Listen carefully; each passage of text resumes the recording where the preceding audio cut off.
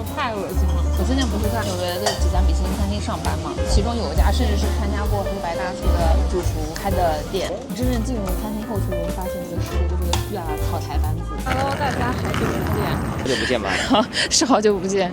然后今天我们要去吃最近很火的《黑白大厨2》里面那个在纽约去牛肉的猪肉汤饭那家开的那家店。这家店我之前还没有吃过，因为他们家还蛮难预約的，但是可以 walk in。这家店呢，就是有点褒贬不一，有说還不錯，但大多數人都說太清淡了，然後不是很好吃。我就想去嘗一下，就是因為吃了很多台灣的豬肉嘛，就想說以我的經驗去評鑑一下到底這家店對我來說是一個什麼樣的體驗。順便呢，可能有些人看了我之前影片，知道我去年1年在紐約就是學廚，然後呢，其實之後也在米其林1星和米其林2星的餐廳工作，所以我想通過我的角度去評價一下我對於黑白大廚的一些想法。比如說老乾媽在黑白大廚裡到底算不算作弊？大家對於料理怪物的一些態度上的一些偏看法，到底作為我一個從業人員來看，我是怎麼想的？ Google Map 上顯示是11點半開門，然後我們11點08分的時候到店裡，發現其實第一輪已經吃上了。雖然這家是有預約的，但是店裡一共16個位子，每個時間段會有6個位子是留給 walk-in 的客人，所以其實不預約的話，早點去也能吃上。菜單上一共就3個菜：豬肉湯飯、泡菜豆腐餃子和白切肉。One dish each。之前沒有來這家店吃的主要原因是因為美國豬肉不可信。然後就算是說他現在用的是黑豬肉，但是肯定也是跟本地的肉是會有區別，你懂我意思嗎？因為我還沒有去過韓國，但他們說韓國的五花肉就是蠻香的。雖然我們其實在美國也吃過幾個，thank you， 吃過一些黑豬肉，但是其實還是實話說就還好。他們家這是大麥茶，泡得挺濃的。我喜歡。哇，這豬肉好香啊！聞起來就小時候喝的排骨湯的味道。它是有豬味，但不是這種臭味。我不覺得它清淡了，它就是有點像豬肉高湯，然後裡面加了白蘿蔔，然後加了點大蔥燉的那個味道。它其實裡面白蘿蔔味道還蠻重的，就像小時候吃的那個蘿蔔排骨湯的味道。就家裡燉的排骨湯的味道。上面這個好像是黑胡椒，上面是黑胡椒。來點飯。來試一下這個肉。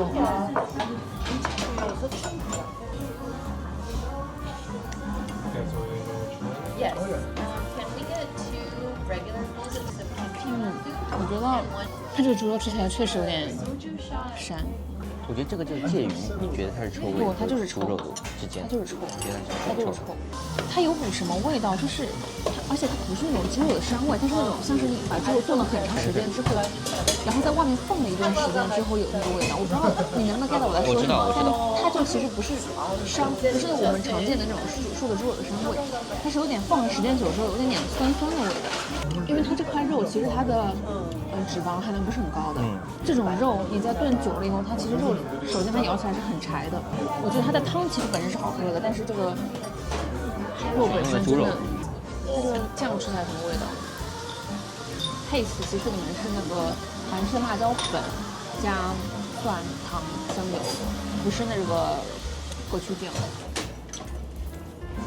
說湯飯不就是泡飯嗎？吃一下這個泡菜，泡菜味道還是蠻夠的，醃的比較味道比較重的那種。不是蠻厚嗎？啊，這碗是吧？然後趁熱吃。它這個泡菜裡面我吃到了點芥末的味道，你吃到了嗎 ？Horseradish 的感覺。我覺得這蠻好吃的，它裡面的風味其實蠻平衡的。豆腐嗎？裡面是？對，沒豆腐，所以它裡面的口感是那種很鬆鬆散散，不是那種很扎實的肉的感覺，它其實更多是豆腐的，加了點枸杞醬，然後有一點點香油，然後有很多蔥，去平衡它的味道，就它單吃就很有風味了。它口感特別好，它裡面那個豆腐不會太硬，也不會太軟，就恰到好處的，這種炒蛋一樣的感覺。然後它外面那個皮的口感也特別好，很軟很薄，很滑。就這個湯，我覺得湯頭本身是好的，但是肉本身我不給過。你們吃白切肉吧。這個湯泡飯把我帶回小時候的感覺。能直接吃吗？我觉得这个肉比这个肉好很多哎。这肉是有猪肉香味的，但是那个肉是臭味。我知道你的意思了，对。就那个肉不是骚的味道，但是这个肉其实这个香的，它没有什么口感可言，就是也不是很嫩，但它是香的。就我一下就吃黑白切这种感觉。它那个酱也是好吃的。我今天不是在那个纽约的几家米其林餐厅就是上班嘛，然后其中有一家甚至是参加过黑白大厨的主厨开的店，虽然主厨本人很快就被淘汰了，而且也没什么镜头，所以我想借此聊一下我在黑白大师里面看到的一些比较有争议的画面，比如说大家觉得料理怪物本人有点态度很差，然后跟人沟通很 aggressive， 我觉得这个其实就是跟工作环境和体制有关。说实话，在纽约发展就是这么高强度的工作的地方，会变成这样的性格是非常非常自然的。因为节目里面有些人是在韩国的餐厅工作的嘛，他就根本这种米其林餐厅大家相互之间的工作形式和流程也不太一样。不同种类餐厅他们的工作的也不一样，对，没错。所以像料理怪物在团队赛里面，比如说对大家就是要求比较严苛，或者说是跟团队赛最后跟那个刀的菜单料理有一些争议。米其林餐厅它工作的形式就是这个样子的，比如说大家在沟通出餐的时候，大家就是会沟通说我还有几分钟这个菜要好。大家上主菜的时候都要求一桌所有人主菜一起上，两个做主菜的人可能是不同的厨师，两个厨师就要沟通，比如说我这个菜还有几分钟好，你这个菜还有几分钟好。这桌太恶心了。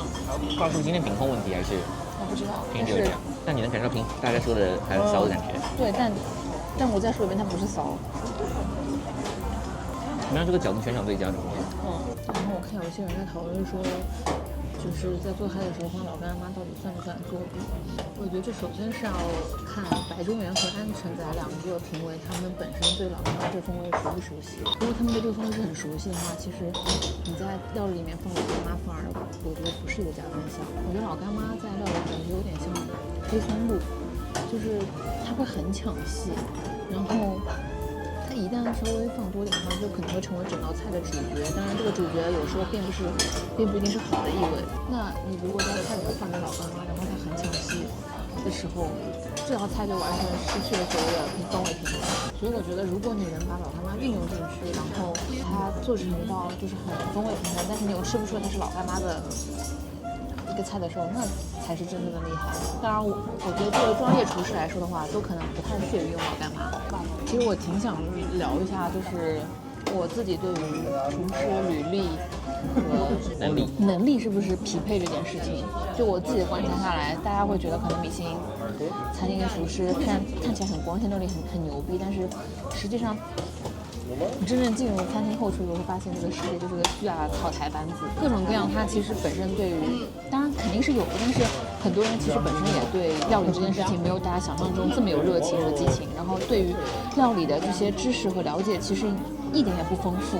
然後因為它其實就像是一個大家日常的工作一樣，它就是一個像螺絲釘一樣的工作，你每天去廚房做的都是一樣的事情，然後重複做一樣的事情，每天都是做一樣的事情。說實話，又是在很高壓的情況下，很多情況下你其實很難真的學到什麼知識，尤其是當你可能並沒有，你不去主動問的話，學到知識就可能就不太可能學到新知識。然後能當上副主廚和主廚的人肯定是有一定能力的。然後有的時候呢，也不是說副主廚真的很厲害，就是他可能真的就是能熬，就是因為米其林餐廳很辛苦嘛，然後工資又很低，大家就看誰能熬，誰把誰熬走了，最後你把同期人都熬走了，你就變成了副主廚。有些餐廳是這樣的。所以比如說我之前在米其林餐廳工作，然後我們餐廳的一個副主廚，我就覺得能力非常的。這是可以說的嗎？就其實廚房說到底也就是個企業。是什麼？也就是個企業。對，其實是一樣的。員工的個人能力跟企業的 title 不是掛鈎的。就一個有名的企業，它一定有很厲害的人，但不是說明每個人都厲害。但是你要是能在一家米其林餐廳、米其林3星當主廚的話，那一定是很厲害的。米其林2星和3星當主廚的是一定有能力的，因為一家餐廳的菜單全是用主廚決定的，拍板的基本上是。然後你副主厨其實基本上甚至没有什么決定權和創作空間。但是如果說一家米其林2星的副主廚有創作空间的话，那說明他们企业文化比较好。但是厨房就是一个集权制非常严重的地方，而且你一旦在一个餐厅待了很久之后，你学习到的東西是非常有限的。所以我其實比較認可那些可能頻繁在不同的高級餐廳裡面，對，就是工作的人，這樣的人比較能夠從不同餐廳學習到新東西。所以我還是其實對能在餐飲行業裡面工作很長時間的人，還是挺敬佩的吧。因為餐廳這個工作真的，餐飲業真的就是很辛苦的工作，不管是在世界各地哪個地方都是這樣的，就是拿着最少的工資，然後幹着最辛苦的工作，就是他每天工作時長可能就是。我之前去 Percy 試工的時候，他們都是從早上6點鐘可能工作到晚上12點鐘，一直都是站着。我之前實習的時候，1個小時是紐約最低工資16.5塊，而且還是稅前的工資。轉正了以後是變成18塊錢1個小時，就這個工資甚至很難在。和超市收銀是一樣的，但是比超市收銀要辛苦，因為你不僅做的事情要更多，你還有更多的工作壓力。尤其是 fine dining 的話，他在做 service 的時候，就真的是背負着巨大的心理壓力。但我覺得，像你這樣學習能力比較強的，去接後廚還是能學到很多東西的。你如果願意主動去學的。所以這個東西還是回到剛才那個能力的問題。但是這個還是要看，比如說不同的餐廳，你要看主廚是什麼樣性格的人，然後整個餐廳的企業文化是什麼樣的。對，就他企業文化可能就沒有很重的學習的部分。怎麼說呢？因為餐廳流動率太高了，他很怕你，比如說他很用心的來教你學東西，然後你走了。對。那所以就是我看黑白大廚，以及看大家討論黑白大廚，我都覺得蠻有趣的。包括大家說，那個叫什麼安城仔和白中原對於料理的評價，就分的差異非常大。確實是，就是你會做飯和可能沒有那麼經常下廚和對行業有足夠多了解的人看料理的態度和切入點都是完全不同的。你看，你像現在你的經驗多了以後，你那盤菜端上去。安城仔的評語你都能一半時間能把它猜出來，都猜的，而且是一字不差的猜出來，可以，非常的強大。就如果大家感興趣的話，我之後可以再詳細聊一下我學廚的經驗和之後的可能職業規劃或者是人生的規劃。好，那這期視頻就先這樣，拜了個拜。